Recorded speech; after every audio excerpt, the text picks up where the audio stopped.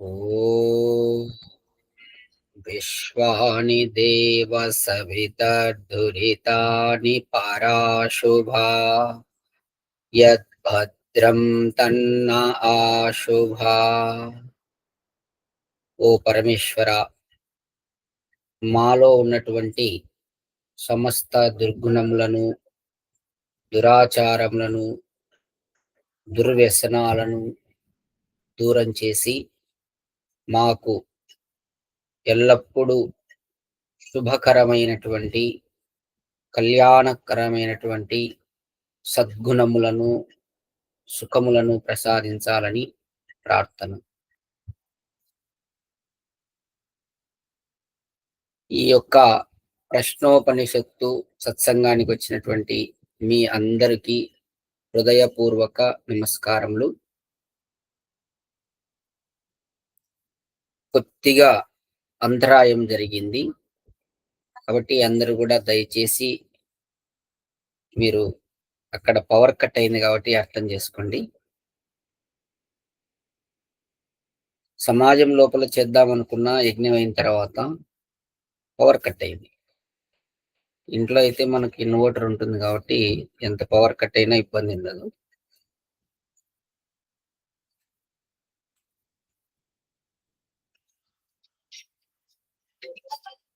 నిన్నటి రోజున మీరేం తెలుసుకున్నారో ఎవరో ఒకరు స్పందించండి.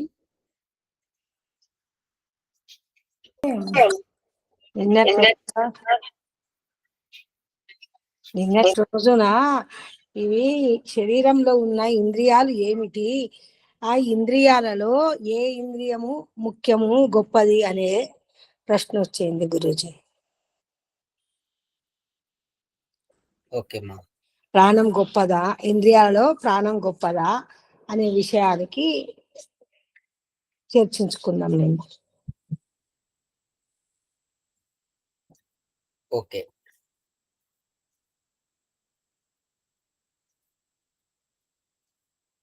ఇంద్రియములు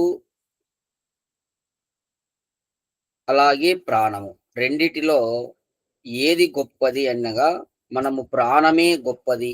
ఎందుకంటే ప్రాణం పోయినప్పుడు ఇంద్రియాలు కూడా దాని వెనుకమ్మడే వెళ్తున్నాయి కాబట్టి ఎక్కడ ప్రాణం అనేది ఉన్నప్పుడే ఇంద్రియముల యొక్క వ్యాపారం జరుగుతుంది కాబట్టి అక్కడ ప్రాణమే గొప్పది అనే విషయంగా అప్పుడు ఇంద్రియాలు కూడా తెలుసుకొని ఆ ప్రాణానికే అవి కూడా సలాం కొట్టాయి, నీవే గొప్ప అని.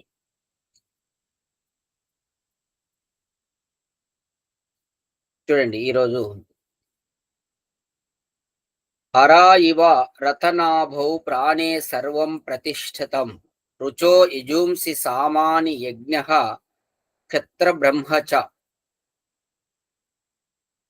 ఋక్ యజుస్సామ నామములతో ప్రసిద్ధములైన మంత్ర సంహితలు, వాణియందు కర్తవ్యములుగా విధింపబడిన యజ్ఞాది కర్మలు, లోకరక్షణ యోగ్యమగు క్షాత్రము, జ్ఞానము మున్నగునవన్నీయు చక్రనాభియందు ఆకులు ఇమిడి ఉండునట్లు ప్రాణమునందు ఇమిడి ఉండును.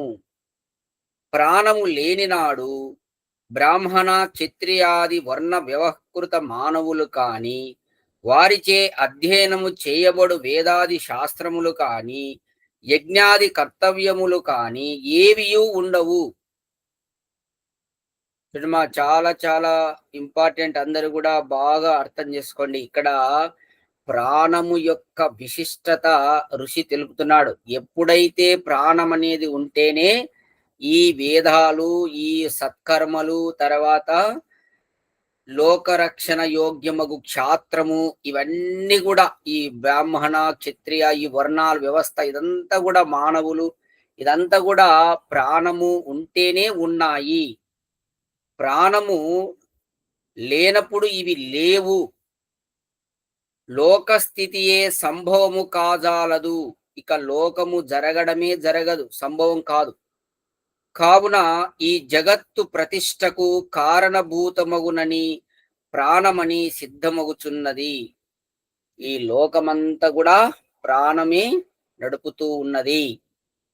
భోక్త లేని భోగ్యము ఎక్కడ ఉండును. ఇక్కడ ప్రాణం అనేది భోక్త. అది లేకుంటే ఇక భోగ్యం అనేది ఎందుకు? కాబట్టి ఎక్కడ ఉండును?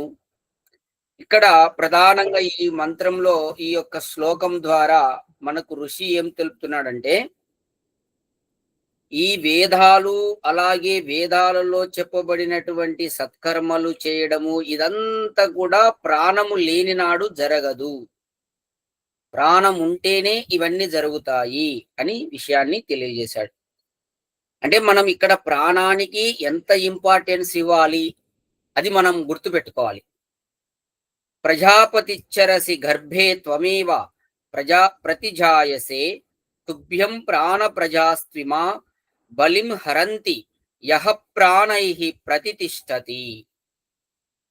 ఇక్కడ నెక్స్ట్ శ్లోకం ద్వారా ఈ శరీరమునందు జరుగు సమస్త క్రియలకు ఆధారము ప్రాణమే. ఈ శరీరంలో జరిగే క్రియలన్నిటికీ ఆధారం, మెయిన్ ఆధారం ఏమిటంటే ప్రాణమే. ప్రాణులు భుజించుడు పదార్థములు శరీరమునందు చేరుటకు భిన్న భిన్న కోశములందు చేరి భిన్న రూపములను పొందుటకు శరీరమున ఎల్ల ఎడలా వ్యాపించుటకు వమనాదుల మూలమున లోపలి వస్తువులు వెలుపలికి వచ్చుటకు అన్నిటికీ ప్రాణమే ముఖ్య హేతువు అనదగును. చూడండి, ఇక్కడ మన శరీరంలో ఉన్నటువంటి ఆహార పదార్థాలైనా కానీ అవన్నీ కూడా ఏ పార్ట్స్ కి ఎలా వెళ్ళాలి, తిన్న తర్వాత ఇదంతా చేసేదంతా కూడా ప్రాణమే ముఖ్య హేతువు. గర్భస్థ శిశువులు బయటపడుటకు కూడా ప్రాణము కారణము. ఈ ప్రాణమే అనగా ప్రాణము, అపానము, ఉదానము, సమానము, వ్యానం అను నామములతో శరీరమున హృదయాది స్థానముల యందు ఉండి నానావిధ క్రియలకు హేతువగుచున్నది. అయితే ఈ ప్రాణం అనేది కూడా మళ్ళీ 5 రకాలుగా ఈ శరీరం లోపల ఉన్నది. అవి 5 పేర్లు కూడా ఇక్కడ చెప్పబడింది. ప్రాణము, అపానము, ఉదానము, సమానము, వ్యానం. ఇదంతా కలిపి కూడా ప్రాణం అంటారు. కాకపోతే 5 రకాలు, 5 చోట్ల ఉండి ఇవి క్రియలు చేస్తుంటాయి. ఈ ప్రాణ రక్షణార్థమే ప్రాణులు అన్నాదులను కానుకలుగా సమర్పించుచున్నవి. చూడండి, ఈ యొక్క ప్రాణులు ఈ ఎందుకు అన్నం తింటున్నాయంటే ఆ ప్రాణాన్ని రక్షించడానికే. అన్నం తినకపోతే ప్రాణం పోతుందండి. ఎంతో మంది ఆకలి చావులు చచ్చేవాళ్ళు చాలా మంది ఉన్నారు. కాబట్టి ఇక్కడ మనం తినేటటువంటి ఆహారం ఎందుకోసం అంటే ఈ ప్రాణాన్ని రక్షించడానికి కోసమే ఆహారము, అన్నాదులు కూడా సమర్పించుచున్నవి. ఇంద్రియములు ప్రాణ ప్రాశస్తమును ఇట్లు వర్ణించుచున్నవని భావం. ఆ విధంగా ఇంద్రియాలన్నిటివి ఈ యొక్క స్తుతి చేస్తున్నాయి ప్రాణం గురించి. ఎందుకు? ప్రాణమును గురించి తర్వాత తెలుసుకున్న తర్వాత ఈ ప్రాణాలే ఇవన్నిటిని చేసేదని స్తుతి చేస్తున్నాయి. తర్వాత దేవానామసి వహ్నితమః పితॄణాం ప్రథమాస్వధ ఋషీణాం చరితం సత్యం మత అంగిరసామసి. నెక్స్ట్ శ్లోకం ద్వారా ఈ శరీరమునందు వసు నామముచే పేర్కొనబడు పృథివ్యాది పదార్థములు ఉన్నవి. ఇక్కడ వసువులు అనేది అందరికి తెలిసి ఉంటుంది. అష్టవసువులు అని. పంచభూతాలు, సూర్యుడు, చంద్రుడు మరియు నక్షత్రాదులు. ఏమ్మా,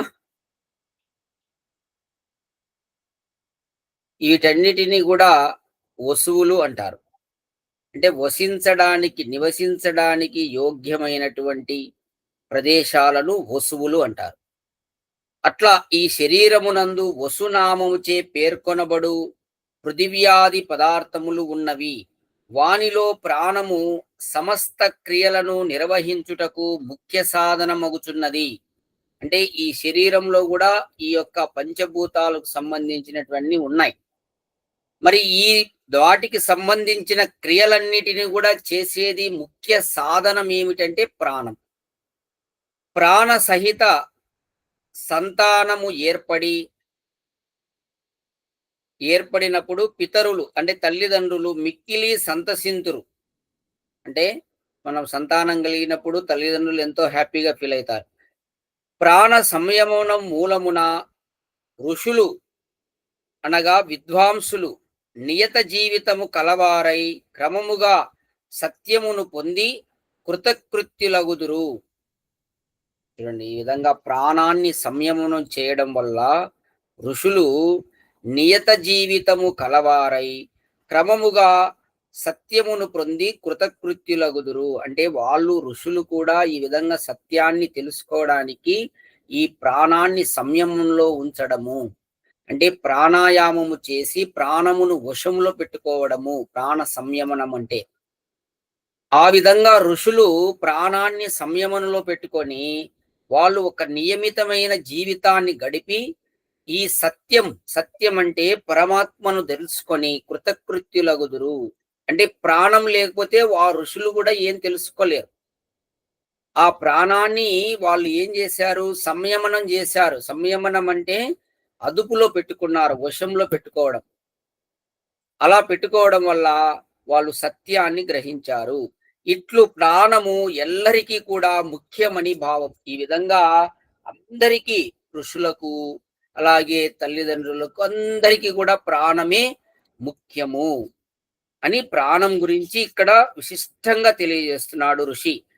ఇంద్రస్త్వం ప్రాణ తేజస రుద్రో అసి పరిరక్షిత త్వమంతరిక్షే చరసి సూర్యస్త్వం జ్యోతిషాం పతి.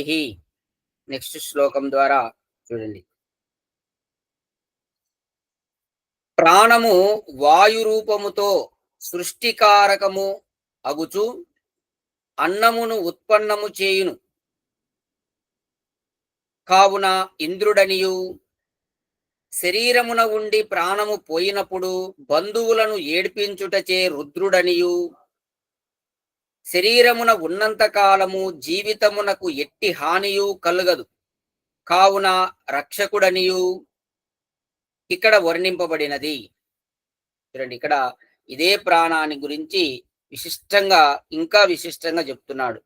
ఈ ప్రాణం అనేది వాయు రూపకంగా సృష్టికారకము అగుచు అన్నమును ఉత్పన్నము చేయును.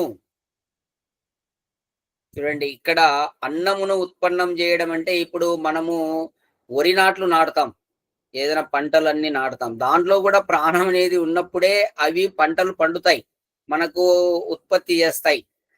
ఆ దాంట్లో కూడా మనం పంటలు వేసిన తర్వాత కూడా అవి దాంట్లో ప్రాణం లేదనుకోండి, అప్పుడు అవి కూడా మనకు పంటలు ఇవ్వలేవు. అదే విషయాన్ని ఇక్కడ చెప్తున్నాడు. అన్నమును ఉత్పన్నం చేస్తాయి. ఈ ప్రాణం అనేది కూడా ఆ చెట్లలో, ఆ మనం వేసే నాట్లలో కూడా ప్రాణం అనేది ఉంటేనే మనకు ధాన్యం ఇచ్చేది. అట్లా దానికి అట్లా ఇస్తుంది కాబట్టి ఇంద్రుడనియు, అలాగే శరీరము నుండి ప్రాణం పోయినప్పుడు బంధువులను ఏడ్పించుటటే రుద్రుడనియు. ఇప్పుడు ఈ శరీరంలో నుంచి ప్రాణం పోతే కనీసం దగ్గరగా కొంతమంది ఉన్న బాగా సన్నిహితంగా ఉన్న వాళ్ళన్నా ఏడుస్తారు. అట్లా అందరినీ ఏడిపిస్తుంది అన్నమాట ఈ ప్రాణం. అందుకు దీనికి రుద్రుడు అని పేరు. అంటే ఇక్కడ ఏడిపించేదానికి రుద్రుడు అని పేరుంది. పరమాత్మకు కూడా రుద్రుడు అని ఉంది. పరమాత్మ కూడా దుష్టులను ఏడిపిస్తాడు. ఏమి నిరంకుశుడు అనమాట దుష్టుల యందు, అంటే దుష్ట కార్యములు చేసే వాళ్ళ యందు పరమాత్మ నిరంకుశుడు, రుద్రుడు. ఖచ్చితంగా వారిని ఏడిపిస్తాడు. మంచి పని చేస్తే సుఖమిస్తాడు. కావున ఈ శరీరమున ఉన్నంత కాలము జీవితములో ఎట్టి హానియు కలగదు. అయితే ఈ శరీరంలో ప్రాణం అనేది ఉన్నంత కాలం ఈ శరీరము బాగుంటుంది అని చెప్తున్నాడు ఇక్కడ. కావున పరిరక్షిత రక్షకుడనియు ఇక్కడ వర్ణింపబడినది. అంటే ఇక్కడ చూడండి, ఈ శరీరమున ఉన్నంత కాలం జీవితానికి ఎట్టి హానియు కలగదు. అంటే ప్రాణం అనేది ఉన్నప్పుడు ఈ జీవితం ఖచ్చితంగా మనం ఎంతకాలమైనా జీవిస్తుంటాం. లోపల ప్రాణం అనేది శరీరంలో ఉన్నప్పుడు, ఎప్పుడు ప్రాణం పోతుందో అప్పుడు ఈ శరీరము ఏమి పని చేయదు. కాబట్టి అదేగిన నువ్వు ప్రాణము ఇంకా బాగా శక్తివంతంగా ఉంచుకుంటే ఈ శరీరానికి ఏం కాదని చెప్తున్నాడు ఇక్కడ. చాలా కాలం జీవిస్తుంది ఈ శరీరం.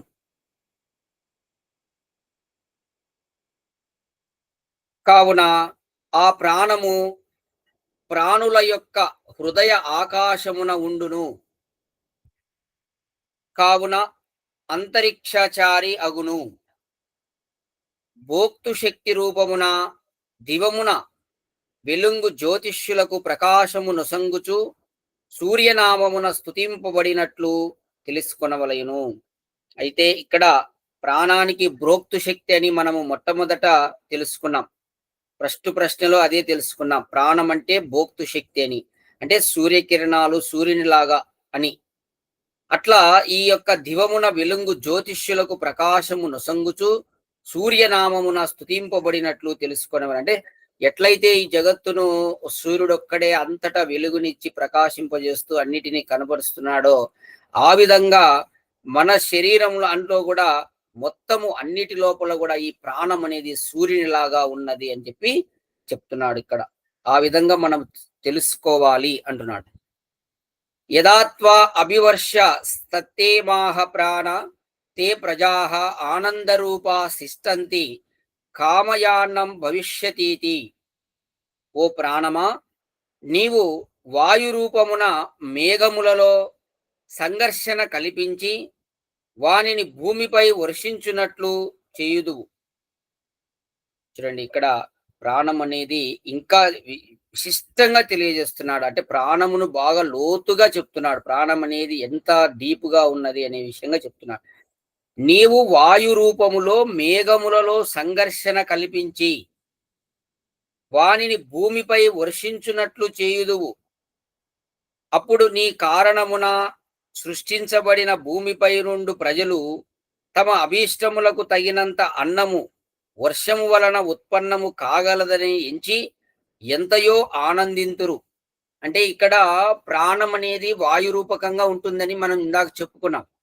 ఈ వాయువు అనేది అంటే ఈ వాయువు ద్వారా మేఘాల్లో సంఘర్షణ జరిగి అక్కడ వర్షం కురుస్తుందంట. ఈ వాయువు చేసే పని అదే అన్నమాట. అంటే ఇక్కడ వాయువు అంటే ప్రాణం అని చెప్తున్నాడు. ఈ ప్రాణం అనేది కూడా ఈ విధంగా మేఘాలలో నుంచి అక్కడ ఆ యొక్క సంఘర్షణ చేసి వర్షం కురిసే విధంగా చేస్తుంది. ఆ విధంగా వర్షం పడడం వలన మనకు అన్నం తయారయ్యి దానివల్ల సంతానం కలిగి ప్రజలు ఎంతయో ఆనందంగా ఉంటారు. ఇందు ప్రాణము ప్రజల ఆనందమునకు హేతువుగా స్తుతింపబడినదిని గుర్తింపవలేను. అంటే ప్రజలందరూ కూడా ఈ విధంగా ఆనందంగా ఉండాలంటే ప్రాణమే హేతువు, కారణము.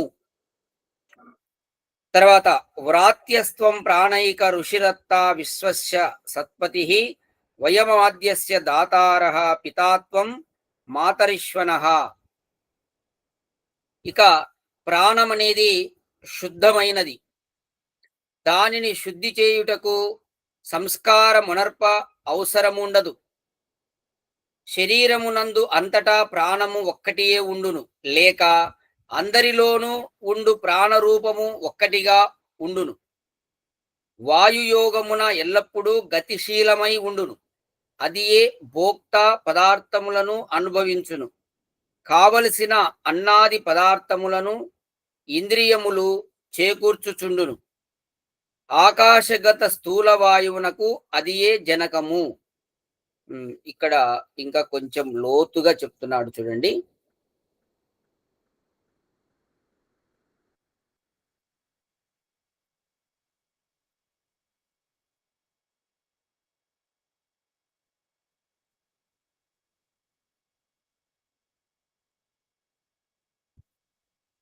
ఈ యొక్క ప్రాణం అనేది అది వాస్తవంగా దాని యొక్క తత్వం ఏంటంటే శుద్ధత్వం అని చెప్తున్నాడు.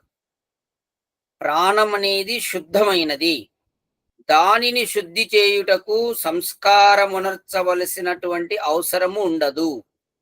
శరీరమునందు అంతటా ప్రాణముక్కటియే ఉండును, లేక అందరిలోనూ ఉండు ప్రాణరూపము ఒక్కటిగా ఉండును. అంటే ఇక్కడ ఏం చెప్తున్నాడంటే ప్రాణం అనేది ఎవరి శరీరంలో అయినా కానీ ఒకటే రకంగా ఉంటుంది అనే విషయాన్ని చెప్తున్నాడు. అన్ని శరీరములలో ఉన్నటువంటి ప్రాణం అనేది ఒక రకంగానే ఉంటుంది. ఒక్కొక్క శరీరంలో ఒక రకంగా, ఒకరి శరీరంలో ఒక రకంగా అట్లా ఉండదు అని చెప్తున్నాడు. ఇది ఎలా ఉంటుందంటే వాయుయోగమున ఎల్లప్పుడూ గతిశీలమై ఉండును. అది ఏ భోక్త పదార్థములను అనుభవించును. భోక్తృ శక్తి అని మొదటి ప్రశ్నలో తెలుసుకున్నాం. అదే విషయాన్ని చెప్తున్నాడు.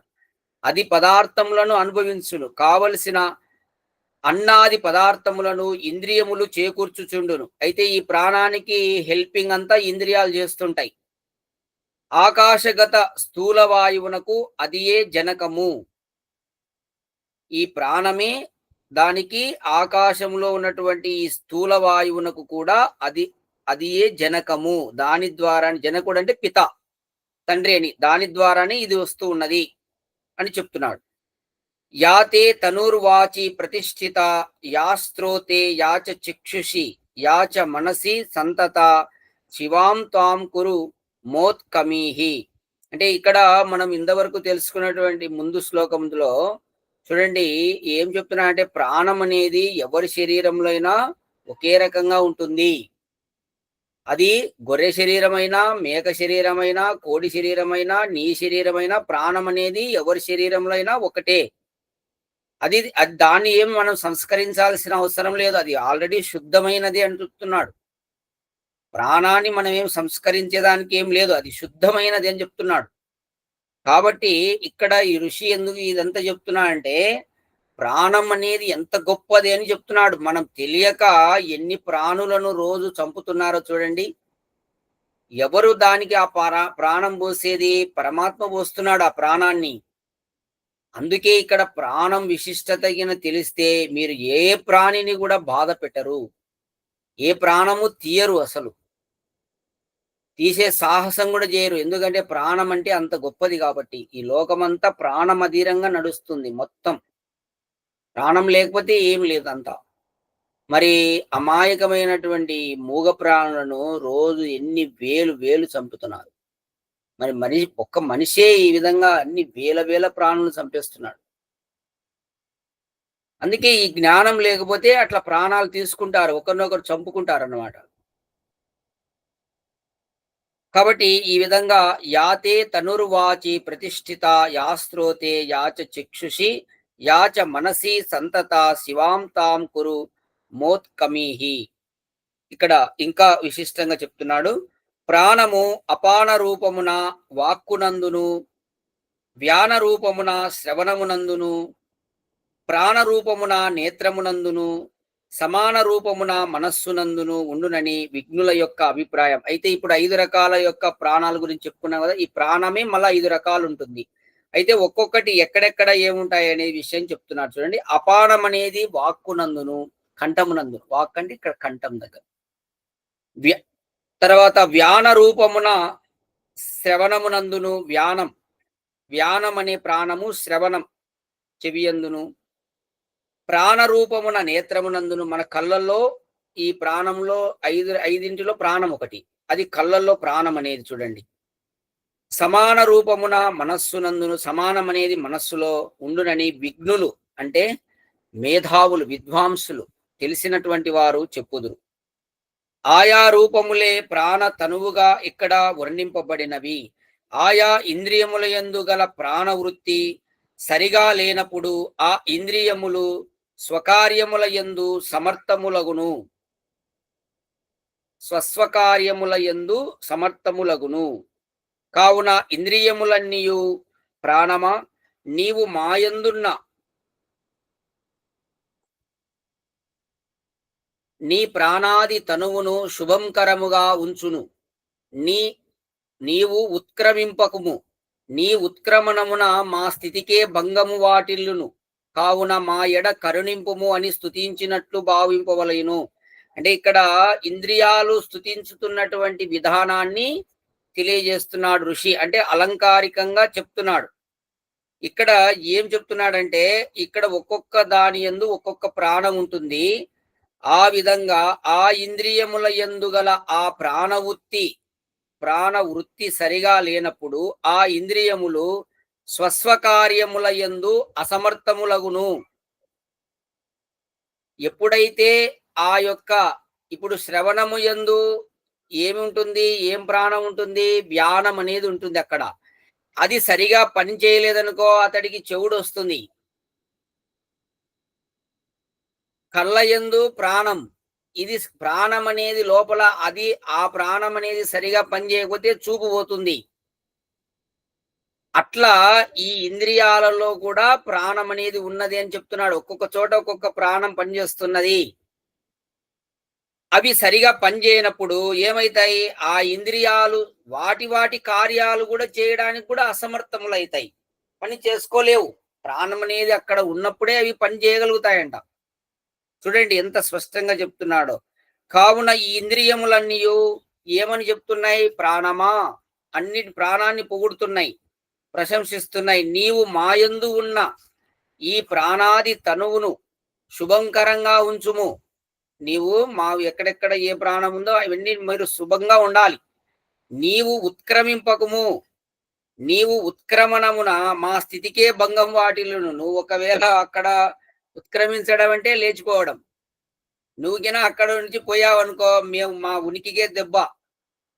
కావున మా ఎడ కరుణింపుము అని స్తుతించున్నట్లు భావింపు. అంటే ఇక్కడ ప్రాణం అనేది మనం బాగా కాపాడుకుంటే ఇంద్రియాలు కూడా వాటి శక్తిని పొంది బాగా పని చేయగలుగుతాయి. లేకపోతే ఇంద్రియాలు కూడా బలహీనపడతాయి. వాటి కార్యాలు కూడా అవి చేయలేవు. అంటే ఇక్కడ ఇంద్రియాలను కూడా మనం రక్షించుకోవాలన్నా గాని ప్రాణమును బాగా కాపాడుకోవాలి. ప్రాణాన్ని శక్తివంతం చేయాలి. అంటే దీనికి ముఖ్యంగా అందరూ కూడా ప్రాణాయామం బాగా చేయాలమ్మా. అన్ని అన్ని సెట్ అవుతాయండి ప్రాణాయామం చేయడం వల్ల. మొత్తం ఇంద్రియాలు, శరీరంలో ఉండే దోషాలు అన్నీ పోతాయి. కాబట్టి అందరూ కూడా ఈ ప్రాణాయామం రోజు చేయడానికి ప్రతిరోజు చేయాలి. తర్వాత ఈరోజు చిట్ట చివరి శ్లోకము. ప్రాణస్యేదం వశే సర్వం త్రివేద్ యత్ ప్రతిష్ఠితం మాతేవ పుత్రాన్ రక్షస్వ శ్రీచ్చ ప్రజ్ఞాంచ విదేహినా ఇతి. ఇది ఇక రెండవ ప్రశ్నకు చిట్ట చివరి శ్లోకము. చూడండి, త్రిదివే అంటే ముల్లోకముల యందును యత్ ప్రతిష్ఠితం ఏది కలదో ఇదం సర్వం ఇది అంతయు ప్రాణస్య వశే ప్రాణమునకు అధీనమై ఉన్నది. మాతా పుత్రాన్నివ తల్లి పుత్రులను వలె రక్షస్వ రక్షింపుము. నహ మాకు శ్రీహి చ ప్రజ్ఞాం చ కాంతి విజ్ఞానము విదేహి కల్పింపుము అని ఈ విధంగా ఒక్కొక్క పదం అర్థం తీసుకుంటే భావం చూడండి. అచరాత్మకముగు ఈ ప్రపంచ వ్యవహారమంతయు ప్రాణము మీదనే ఆధారపడి ఉన్నది. లోక జీవనమునకు అంతటికీ ప్రాణమే హేతువు కదా. ప్రాణరహిత ప్రపంచము చేష్టారహితమగును. ప్రాణమే లేనప్పుడు ఈ ప్రపంచం అంతా కూడా ఏ విధంగా కూడా చేష్టలనే ఉండవు. మొత్తం ఈ ముల్లోకాలంతా కూడా ప్రాణమే ఉన్నదని చెప్తుంది. ప్రాణం లేకపోతే ఏ చెట్టు కదలదు, ఏ చీమ కదలదు, ఏమి కదలదు, చేష్టలే ఉండవు. కావున ఓ ప్రాణమా, నీవు స్థిరమై లోకమున క్షాత్ర శోభను వేదాది శాస్త్ర విజ్ఞానమును విస్తరింపజేయుము. చూడండి, ఇక్కడ ప్రాణం అనేది ఒక్కటి నీలో బలంగా ఉంటే గిన నీవు ఎంతైనా చేయగలుగుతావు, ఏమైనా సాధించగలుగుతావు ప్రాణశక్తి ఉంటే. అదే విషయాన్ని చెప్తున్నాడు. వేదాది శాస్త్ర విజ్ఞానమును విస్తరింపజేయుము. ప్రాణం అనేది లోపల బలంగా ఉంటే ఇదంతా చేయగలుగుతావు. వేద శాస్త్రాల విజ్ఞానం అంతా తెలుసుకోగలుగుతావు. అందుకే దయానంద మహర్షి రాశాడండి, సత్యార్థ ప్రకాశంలో రాశాడు, ఋగ్వేదాది భాష భూమికలో రాశాడు. ప్రాణాయామము చేసే కొద్దీ ఎప్పుడైతే చేయడానికి కూర్చుంటావో అప్పుడు ప్రతి సెకను నీకు జ్ఞానోదయం కలుగుతూనే ఉంటుంది, జ్ఞాన వృద్ధి జరుగుతూనే ఉంటుంది అంటాడు. మోక్షం వరకు కలుగుతుంది. ఆ విధంగా మోక్షం వచ్చేంత వరకు కలుగుతుంది. అంత శక్తి ఉంది ప్రాణాయామానికి. కాబట్టి ఇక్కడ అని చక్షురాది ఇంద్రియములు ప్రాణ వరిష్టతను స్తుతించి తమ యవనతను అంగీకరించినవి, తమ అవనతను అంగీకరించిన ఇంద్రియాలన్నీ కూడా మా బలహీనతను గురించి చెప్పుకున్నాయి. నువ్వే గ్రేట్ అని చెప్పి ప్రాణాన్ని ఈ విధంగా పొగిడాయి అన్ని కూడా ఆ ఇంద్రియాలు. ప్రాణేంద్రియ సంవాద నిపమున సృష్టి స్థితికి ప్రాణం ప్రాముఖ్యమును పిప్పలాద మహర్షి వర్ణించి వైదర్భి ప్రశ్నకు సమాధానము చెప్పి ఉన్నాడు. ఇక్కడ ఏం చెప్తున్నాడంటే ఈ సృష్టి ఎలా నడుస్తున్నదంటే దాని యొక్క స్థితికి కారణం ఏమిటంటే ప్రాణమే. సృష్టి నడవడానికి, స్థితి అంటే నడవడం. సృష్టి, స్థితి, ప్రళయం అంటాం కదా! స్థితి అంటే పోషించడం, నడవడం. ఈ సృష్టి జరగడానికి కారణం ఏమిటంటే ప్రాణమే అని చెప్తున్నాడు. అంటే వైదర్భి రెండవ జిజ్ఞాసు అడిగినటువంటి ప్రశ్నకు సమాధానము ప్రాణము యొక్క ప్రాముఖ్యతను పిప్పలాద మహర్షి ఈ విధంగా వర్ణించి మనకు ప్రాణ విశిష్టతను గురించి తెలియజేశాడు.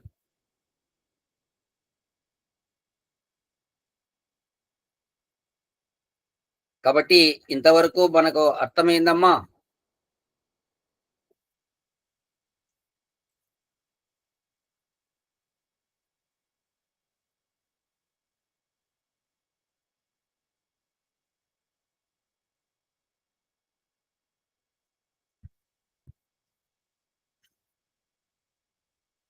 ఏమ్మా? అర్థమైంది గురూజీ. అర్థమైంది గురూజీ. ఆ ఇక్కడ రెండవ ప్రశ్న మీరందరూ ఒకసారి నోట్ చేసుకోండి. అదే అన్నమాట. ఇక్కడ ఈ యొక్క సృష్టి మొట్టమొదట ప్రశ్నలో ఏమడిగాడంటే ఈ సృష్టిలో ఉన్నటువంటి పదార్థాలన్నిటినీ ఉత్పన్నము చేసినది ఎవరు అని అడిగాడు.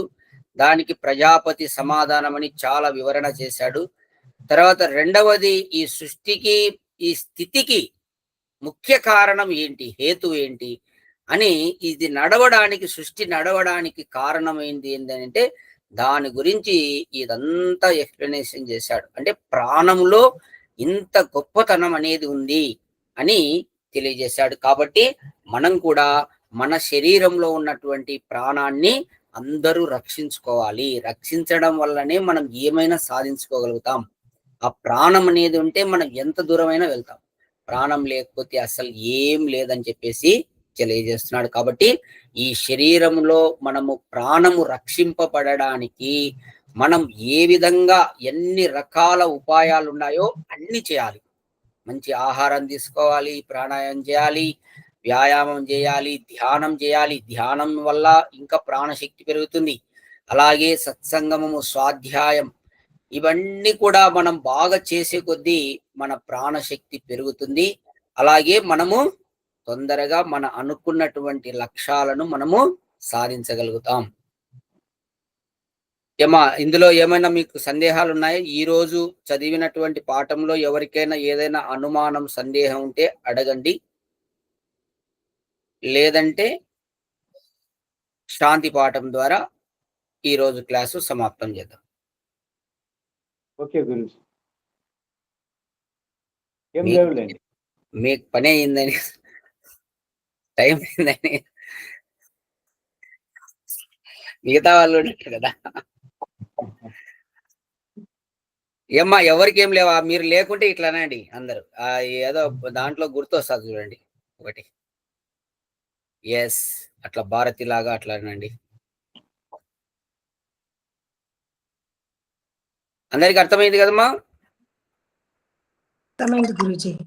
కాబట్టి మనం అందరం కూడా ఆ ప్రాణాన్ని మనం రక్షించుకొని మనం మోక్షం వైపు ముందుకు నడుద్దాం. శాంతి పాఠం చేద్దాం. ఓం అసతో మా సద్గమయా తమసో మా జ్యోతిర్గమయా మృత్యోర్మా అమృతంగమయా. ఓం శాంతి శాంతి శాంతి. అందరికీ నమస్తే మా. నమస్తే గురూజీ. మీ అందరికీ అడ్వాన్స్ గా విజయదశమి శుభాకాంక్షలు.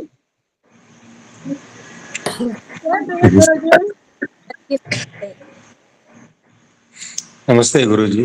నమస్తే. నమస్తే నమస్తే నమస్తే.